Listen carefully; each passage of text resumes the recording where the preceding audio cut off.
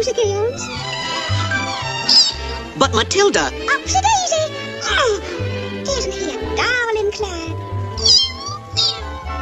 Matilda... There we are, Precious. Gracious, he must have the colic, Clyde. He hasn't anything of the sort. He's purring. He's a kitten. But, Pa...